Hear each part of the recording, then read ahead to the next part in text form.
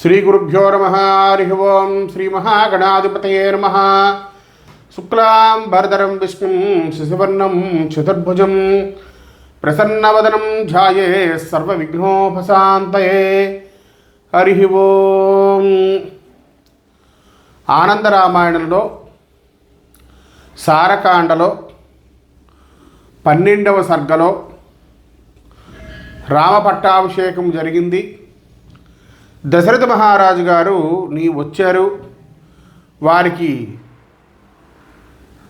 సమస్త రామ కుటుంబం చేత, అంటే శ్రీరాముడి చేత, లక్ష్మణ భరత శత్రుఘ్నుల చేత, అందరి చేత చక్కగా పూజించి, వారి తర్వాత దేవతలు వారు కూడా ఎవరి స్థానాలకు వారు వెళ్ళిపోయారు. వెళ్ళిపోయిన తర్వాత శ్రీరాముడు సత్కారములు చేయుట సమస్త లోకములకు సుఖప్రదమైన శ్రీరామ పట్టాభిషేక సమయమున భూమిపై నిండి ఉండేరు. అందరూ కూడా వృక్షములు ఫలవంతములై ఉన్నాయి. వాసన లేని పువ్వులు కూడా వాసనతో నిండి శోభించేయి. తన పట్టాభిషేక సమయమున శ్రీరాముడు బ్రాహ్మణులకు 1,00,000 గుర్రములు, 1,00,000 గోవులు, 100 ఎద్దులను, కోట్ల కొలది బంగారు నాణెములు పంచాడు. భక్తవత్సలుడుకు రాముడు ప్రేమతో సుగ్రీవునికి సూర్యుని వలె వెలుగొందు రత్నహారాన్ని ఇచ్చాడు. విభీషణునికి మేరైన సిగబంతిని ఇచ్చాడు. అంగదుడికి భుజాలంకారములు ఇచ్చాడు. కోటి చంద్రుల వెలుగులతో ప్రకాశించే దివ్య రత్నాలంకృత ఒక హారాన్ని శ్రీరాముడు సీతాదేవికి ఇచ్చాడు. ఆమె హారమును వాయుపుత్రునికి అనుగ్రహించింది. దానిని ఆంజనేయుడు గౌరవముగా భావించి సంతోషించాడు. అప్పుడు మారుతిని చూచి శ్రీరాముడు, వాయుపుత్ర, నేను నిన్ను అనుగ్రహించి ఉన్నాను, నీకు ఇష్టము వచ్చినట్లు వరములను కోరుకోము అన్నాడు. నీకు ఇష్టము వచ్చినట్లు వరములను కోరుకొనుము అని అనుగ్రహించాడు. అందుకు ఆంజనేయుడు సంతోషించదగు, అంటే బాగా సంతోషపడిపోయి శ్రీరామునికి నమస్కరించి, శ్రీరామస్వామి, నీ నామమును స్మరించు నా మనమునకు తృప్తి కలుగును. నీ నామమును స్మరించు నా మనస్సుకి తృప్తి కలగదు. కనుక నీ నామమును స్మరించుచు భూమిలో నివసించదను. నా యొక్క వరమేమనగా, నీ నామము లోకమందున్నంత వరకు, నీ నామం ఈ లోకంలో ఎంతవరకు ఉందో నా దేహము నిలుచుగాక, అంతవరకు నా దేహం నిలుచుగాక. నీ యొక్క మంగళచరితము ఎక్కడ జరుగుచుండునో అక్కడక్కడ నిరంతరముగా విరుటకై నాకు గమనమును సిద్ధి చేయుగాక. దేవాలయము, నదీ తీర్థము, సరోవరముల ఒడ్డున జలాశయములు, ఇవి తప్ప తక్కిన ఏ స్థలమైనను నీ కథ ఉదయం 6 గంటల తరువాత జరుగునుగాక అని వరమును ప్రార్థించాడు. శ్రీరాముడు అట్లే అనుచు ముక్తుడై, నీ ఇచ్చ వచ్చినట్లు ఉండవు, చక్కగా ముక్తుడవై నీ ఇష్టం వచ్చినట్లు ఉండవయ్యా అన్నారు. ప్రళయమున నా యొక్క సాయుధ్యం పొందుతావు, ఇందులో సంశయము లేదు అని వరాన్ని ప్రసాదించాడు. అంటే రామకథ ఎక్కడ జరుగుతుంటే అక్కడ శ్రీ హనుమంతుల వారు వచ్చి ఉంటారు. వారికి ఆ గమన శక్తి వరం, అనుగ్రహం. ఈ విధంగా అప్పుడు సీతాదేవి ప్రీతితో ఆంజనేయునికి, వాయుపుత్ర వినుము, నా ఆజ్ఞ వలన గ్రామముల్లోనూ, తోటలలోనూ, పట్టణములలోనూ, పంట కాలువలు యందు, పల్లెలు, ఇండ్లు, అరణ్యములు, కోటలు, కొండలు, సకల దేవాలయములు, నదులు, పుణ్యక్షేత్రములు, పుణ్యతీర్థములు, అశ్వత్థాది, అంటే అశ్వత్థ వృక్షం అంటే రావి వృక్షం అండి, వృక్షమూలములు మొదలైన ప్రాంతాల్లో నివసించుచు నిన్ను ఎవరు పూజించుచుందురో వారికి సమస్త భోగములు సిద్ధిస్తాయి, విగ్రహములు తొలగిపోతాయి. పిమ్మట అయోధ్యకు వచ్చి ఉన్న వానరులు మొదలగల వారందరూ కూడా రత్నాభరణముల చేతను, వస్త్రముల చేతను సత్కరింపబడ్డారు. మకరధ్వజుడును, సంపాత్నును, గుహుడును తక్కిన రాజులను గౌరవింపబడిరి. అందరినీ కూడా చక్కగా గౌరవించారు. శ్రీరామచంద్రుల వారు. శ్రీరామునితో అందరూ వినోదించి తమ తమ నివాసములకు వెళ్ళుట. అందరితోనూ శ్రీరాముడు భోజనమునికి కూర్చున్నాడు. అప్పుడు శ్రీరాముడు ప్రాణహుతులను స్వీకరించిన వెంటనే హనుమంతుడు కుప్పిగంతు వేసి వచ్చి ముక్కాల పీట మీదనున్న పక్వాన్నములు గల శ్రీరాముని భోజన పాత్రను తీసుకుని ఎదుట నవ్వుచూ శ్రీరామ ఉచ్చిష్టమును తాను భక్షించి మిగిలినది వానరుల కోసం పడవేశాడు. చూడండి ఆయన ఎంత వింతగా చేశాడో. తింటుంటే అందరికీ వరుసగా పెడుతూ ఉంటారు కదా, ఆ వరుస కాకుండా శ్రీరాముడు తినే చోటుకు వచ్చేటండి. ఆ ముక్కాల పీఠమున్న పక్వాన్నములు గల శ్రీరాముని భోజన పాత్రను తీసుకున్నట్ట. ఆయన తింటున్నాడు కదా, ఆయన చక్కగా ప్రాణావతులు స్వీకరించాడు కదా, ఆ తర్వాత అందులో భక్ష్యాన్ని తీసుకొని తను తిని మిగతా వానరులందరికీ ఇచ్చేట. అప్పుడు విభీషణాదులు సుగ్రీవాదులు తమ తమ పాత్రములను విడిచిపెట్టి నీవు చక్కని పని చేసివని ఆంజనేయుణ్ణి పొగుడుచు అక్కడ పడిన రామోచ్చిష్టమును సంభ్రమముతో తినుచున్నారు. వాళ్ళందరూ కూడా రాముడి దగ్గర నుంచి పడింది. అప్పుడు అచ్చట శ్రీరాముని ఎంగిలి మాకు చిక్కునా, శ్రీరాముని ఎంగిలి మేము తినగలమా అని మహా కోలాహలము ఉందట. ఆ కోతులన్నీ కూడా సుగ్రీవుడు జాంబవంతుడు అందరూ కూడా సీతారాములు వీరి వినోదములను చూసి నవ్వుచున్నారు. ఇట్లు సుగ్రీవాదులు వివిధ వినోదములను చేయించు శ్రీరాముల సన్నిధిలో వారికి సంతోషమునిచ్చుచు కొన్ని దినములు ఉన్నారు అక్కడ అయోధ్యలో. అంతలో ఆ సచేతన పుష్పక విమానము తిరిగి వచ్చి, పుష్పక విమానాన్ని వెళ్ళిపోవన్నాడు కదా, మళ్ళీ వచ్చింది. వచ్చిన తర్వాత రాముల వారితో స్వామి నేను కుబేరు నుంచో పంపబడితిని, నిన్ను రావణుడు మొదట జయించి అనుభవించుచుండే. అంటే కుబేరుడు పుష్పక విమానంతో అన్నట్ట, నిన్ను రావణుడు మొదట జయించి అనుభవించుండే, పిమ్మట శ్రీరాముడు జయించాడు. అంటే రావణుని జయించి శ్రీరాముడు హస్తగతమైంది అది. కావున నీవు శ్రీరాముడు భూలోకమును అలంకరించి చూడున్నంత వరకు ఆ స్వామిని సేవించు.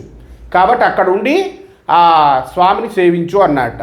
అతడు వైకుంఠమున వెళ్ళిన తర్వాత నా వద్దకు రమ్ము. అతను మళ్ళీ అవతారాన్ని చాలించి వైకుంఠానికి వెళ్ళిపోయిన తర్వాత నా దగ్గరికి రా అని చెప్పి పంపాడు. నేను వచ్చి ఉన్నానని విన్నవించింది. అది విని శ్రీరామచంద్రుడు సుప్రీతుడై పుష్పకమ నీవు సుగ్రీవాదులను వారి వారి స్థనముల్లో విడిచిన వచ్చి అయోధ్యలో రాజద్వారమున ఉండవలేను అని ఆజ్ఞాపించాడు. అట్లే నీ పుష్పకము శ్రీరామాజ్ఞ ప్రకారము అందరినీ వారి వారి ఓళ్లలో విడిచుకుని వచ్చి రాజద్వారం బయట ఉంది. విభీషణుడు లంకలో ధర్మముగా రాజ్యమేలెను. మకరధ్వజుడు ధర్మముగా పాతాళములో రాజ్యము నేలెను. గరుడు తన యవరాజ్య పదమును సంస్థాపించాడు. గరుడలోకానికి యువరాజుగా సంపాతిని నియమించారు. సుగ్రీవుడు కిష్కింధలో రాజ్యమేలుచున్నాడు. శృంగబేరపురమున గుహుడు రాజ్యమేలుచున్నాడు. హనుమంతుడు శ్రీరామునికి నమస్కరించి హిమాలయమున తపస్సు చేయుటకే వెళ్ళాడు. హనుమంతుడు విభీషణాదులందరినూ కూడా 5-7 దినములకు ఒకసారి శ్రీరాముల వారి సన్నిధికి వచ్చుట, మళ్ళీ 5-7 దినములు ఉండి పోవుట వచ్చుట, ఇట్టి రాకపోకలచి ఆనందించుట. అక్కడితో అయిపోలేదుట. వెళ్ళిపోయి లంకలో ఉండిపోలేదు వీళ్ళెవరో. కిష్కింధలోకి వెళ్ళిపోయి మళ్ళీ వచ్చి అయోధ్యలో ఒక 4-5 రోజులు ఉండి మళ్ళీ రావడం అట. అలా చేస్తున్నారట. అందరి యందును ప్రీతిగల రాముడు రాజ్యమేలుచూ ఉన్నట్ట. అప్పుడు వరదనిన్న బలత్కారముచే అంటే వద్దన్నాడు భరతుడు, కానీ అతనికి యౌరాజ్యమును ఇచ్చాడు. లక్ష్మణుడు మిక్కిలి భక్తితో రామసేవాపరాయణుడై ఉన్నాడు. పార్వతి పూర్వము విశ్వామిత్రుని యజ్ఞమున శ్రీరాముడు ఏ రణయజ్ఞమునకు ఆరంభించెనో దానిని ఇప్పుడు పూర్తి చేశాడు. రాక్షస సంహారం మొదలుపెట్టాడు. విశ్వామిత్రుల వారు రాముడిని తీసుకెళ్ళినప్పుడు రాక్షస సంహారం మొదలుపెట్టాడు శ్రీరామచంద్రమూర్తి. ఇప్పటికి ప్రస్తుతానికి రావణ సంహారంతో అది కాస్త ముగిసింది. అలాగే మళ్ళీ పరమశివుడు అంటున్నారు, పార్వతి విశ్వామిత్రుని ఆ రణయజ్ఞమున చక్కగా వర్ణించెదరు వినుము. యుద్ధరంగమే యజ్ఞకుండము, యుద్ధరంగం యజ్ఞకుండం, పరిగెత్తగా ఉండుటే వేద విధానం, రణకర్మయే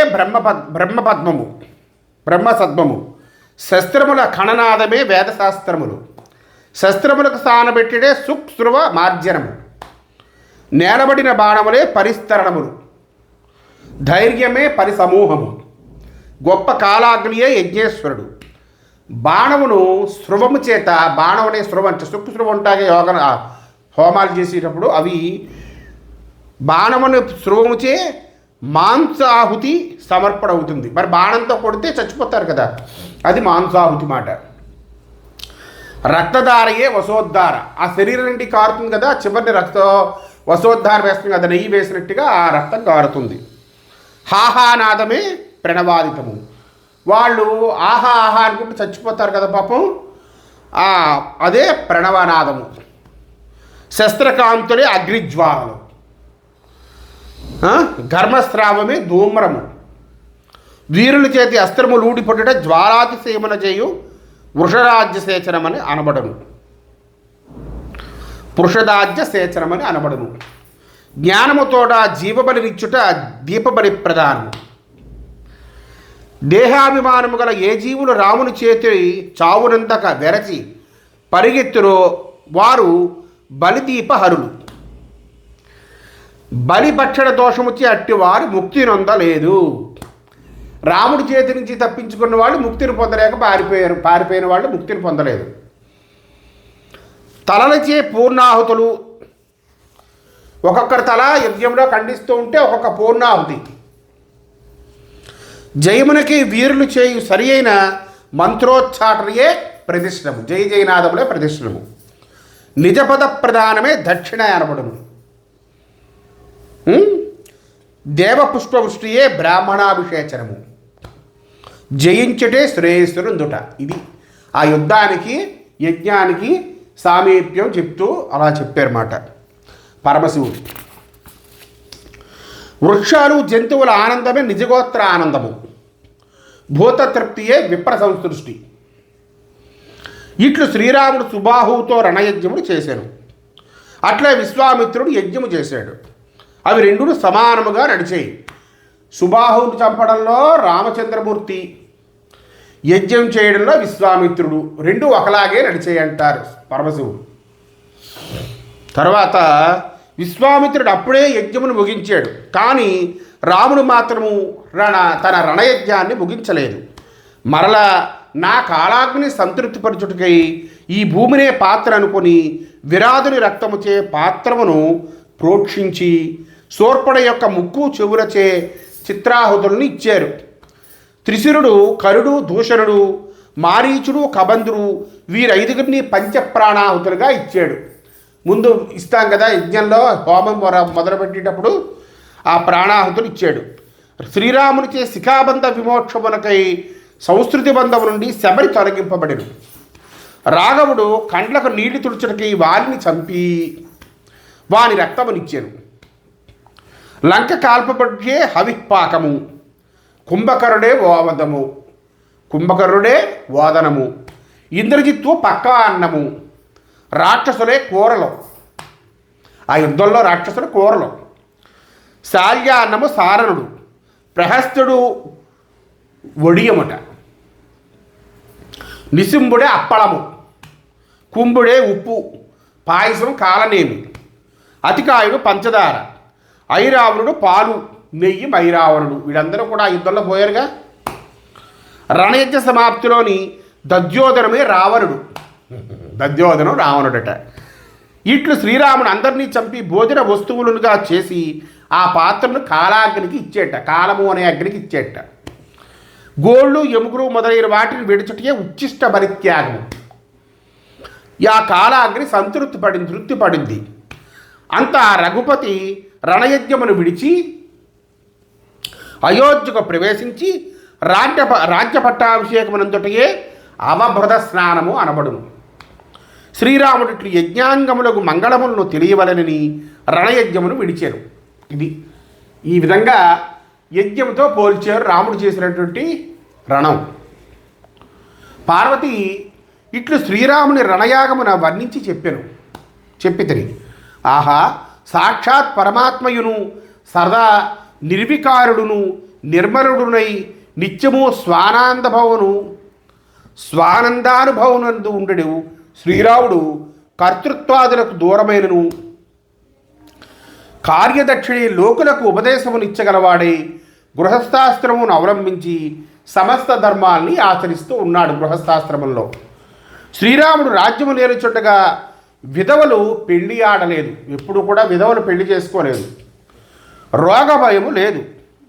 తన బిడ్డల వలె ప్రజల్ని పరిపాలన చేస్తూ ఉండేవారు శ్రీరామచంద్రమూర్తి. ఇట్లు సీతతోడ సపరివారముగా శ్రీరాముడు సాకేత రాజధానిలో సుఖముగా ఉన్నారు. పరమేశ్వరుడు దేవి నీకిట్లు నా చేత శ్రీరాముని యుద్ధ చరితమును అభివర్ణింపబడినదని చెప్పి మళ్ళీ ఇలా అన్నట్ట. ప్రస్తుతానికి శతకోటి ప్రవిస్తరమైన రామకథలో శ్రీమద్ వాల్మీకి మహర్షి చే రచింపబడిన ఆనందరామాయణములోని సారకాండలో యుద్ధ చరితములో రామ రాజ్యాభిషేక వర్ణములో 12వ సర్గ ముగిసిందన్నమాట. ఇక 13వ సర్గలో ప్రవేశిస్తున్నాము. అగస్త్యుడు శ్రీరామ దర్శనమునకు వచ్చుట. ఒకసారి శ్రీరాముణ్ణి దర్శించుటకి ఋషీశ్వరులతో అగస్త్య మహర్షి వచ్చి శ్రీరామునిచే గౌరవ సత్కారములన్నీ కూడా పొంది కూర్చున్నారు. అట్లు సుఖాసీనులై సంతుష్టులై సమ్మానితులైన మునులు తమ కుశలములను చెప్పి పిదప శ్రీరామునితో సూరాగ్రణి నీవు క్షేమమా రఘుపతి అని అడిగారు. ఆ మునులందరూ అంటే అగస్త్య మహాముని గారితో వచ్చిన మునులందరూ కూడా అంతటా శత్రువర్గమును జయించి సౌభాగ్యోక్తముగా ఉన్నారా? భాగ్యవశమున మేఘనాథుడు మొదలుగా గల రాక్షసులందరినీ సంహరించి కృతకృత్యుడవై విరాజమానులవుచున్నావు అని చెప్పారు. చక్కగా మేఘనాథుల్ని అందరినీ జయించి చక్కగా ఉన్నావు. అది వినిన రామచంద్రుడు చిరునవ్వుతో మహాత్ములారా, మీరు మొదట మేఘనాథుని ఎలా ప్రశంసించారు అంటే రావణుడు ఉన్నాడు, కుంభకర్ణుడు ఉన్నాడు, మొదలగు రాక్షసులందరూ ఉన్నారు కదా, మరి మేఘనాథుని ఎందుకు ప్రశంసించారు అని అడుగుగా అగస్త్యముని సాదరముగా ఇట్లు చెబుతున్నారు. శ్రీరామ, సంక్షేపముగా మేఘనాథుని జన్మకర్మాది సకల వృత్తాంతమును చెప్పెదర వినుము. మునుపు కృతయుగమున బ్రహ్మపుత్రుడగు పులస్త్యముని తృణబిందువు యొక్క పుత్రిక యందు విస్తరవసు అను ముల్లోకముల్లో సుప్రసిద్ధుడైనటువంటి మునీంద్రుని కంది. విస్తరవసు మహాముని కంది. వేదనిధిగా విస్తరస్సు ముని భరద్వాజ పుత్రికి యందు శ్రేష్ఠుడైన వైశ్రవణుని కనెను అంటే కుబేరుడు. అతడు తపస్సు చేసి చిరకాలమునకు ప్రసన్నుడైన బ్రహ్మగారి వల్ల తన మనస్సులోని కోరికకు ధనాధిపత్యాన్ని పుష్పక విమానమును వరముగా పొందాడు. అంత ఒకసారి వైశ్రవణుడు పుష్పకం మీద వచ్చి తన తండ్రికి నమస్కరించి, మహాగురు బ్రహ్మదేవుడు నాకంటూ ఒక స్థిరమైన స్థలమును ఇవ్వనందున నేను ఎచ్చట నివసించవలేకనో విచారించి శరమిమ్ము అని అడిగారు, ప్రార్థించారు. అందుకు విశ్రవస్సు, నాయన విశ్వకర్మ నిర్మితమైన లంకయను దివ్యనగరము సాగరమునందు ఉన్నది. అది ఎంతో శోభాయమానముగా ఉన్నది. వెన్నునికి వెరచి అందున్న రాక్షసులు రసాతలము చేరారు. దానిలో నువ్వు సుఖముగా ఉండు అని అనుగ్రహించాడు. అట్లే అని వైశ్రవణుడు తండ్రి మాటను అనుసరించి లంకలో నిశ్చింతగా చిరకాలము ఉన్నాడు. లంకలో వివాసం ఉన్నారు కుబేరుడు. ఒకానొకసారి సుమాలి అను రాక్షసుడు తన కూతుర్ని వెంటబెట్టుకొని భూమిపై తిరుగుచూ పుష్పకముపై కుబేరుణ్ణి చూసి రాక్షసుడి యొక్క హితమును కోరి తన పుత్రికకు కైకసితో, అమ్మా నీవు మునీంద్రుడకు విశ్రవస్తు వద్దకు పొమ్ము, అతడు తేజస్సును వరముగా కోరుము, కుబేరుని వంటి కుమారులు నీ కలుగలరు అని చెప్పాడు. అందువలన మనకు మేలు కలుగును అని చెప్పారు. ఆ కైకసి అట్లే నిశ్చయించి సంధ్యాస్కమైన ఆ ముని ఎదుట కాలి వ్రేలిచే నేలను గీకుచూ తల వంచి నిలిచింది. అప్పుడు విశ్రవస్తు నీవెవరవు అని అడుగుగా మీరే తెలుసుకుందురుగాక అని సమాధానం ఇచ్చింది.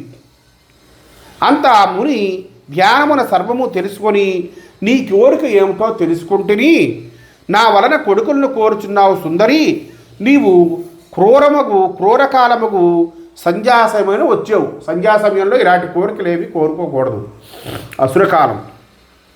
అందుచేత నీకు 2 క్రూర రాక్షసులు పుట్టగలరు అని అనుగ్రహించాడు. అందుకు కైకసి నీ వల్ల ఇట్టి క్రూరులా అని వేడగా, అయ్యో ముని ముని ముని మునిగారు కదా విశ్వరస్ మహాముని, నీ వల్ల రాక్షసులు పుడతారా అని వేడగా, మరలా విశ్రవస్తు మరి ఒకరిని ప్రసాదించుచున్నాను, ఆ 3వ వాడు బుద్ధిశాలిగా ఉండును పొమ్ము అన్నాడు. అంతా కైకసి కాలక్రమమున ముగ్గురు పుత్రికలను కరింది. మొదటివాడు రావణుడు, 2వ వాడు కుంభకర్ణుడు, ఆ తరువాత వరుసగా క్రౌంచి, శూర్పణఖ, కుంభీనసి అను 3 పుత్రికలు కలిగారు.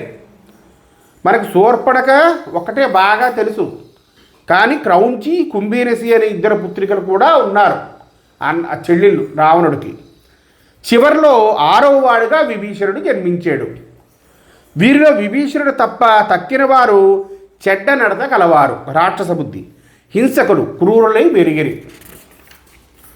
ఒకసారి కైకసి శివుని వద్ద నుండి ఆత్మలింగమును తీసుకురమ్మని రావణుని పంపింది. వాడు కైలాసమునకు వెళ్ళి శంకరుని ప్రసన్నుని చేయదలిచి తన తలను కత్తిరించి తన కాళ్లలో నిరికించి పేగుల వరసను తంతులుగా చేసుకుని వేళ్లను మెట్లుగా ఏర్పరిచి తన దేహమునే ఇట్లు వీణాకారముగా మార్చేశాడు. దేహాన్ని తల కత్తిరించుకొని కాళ్ళ మధ్యలో పెట్టుకున్నట్ట, వేళ్ళనే చక్కగా మెట్లుగా ఏర్పరిచేట.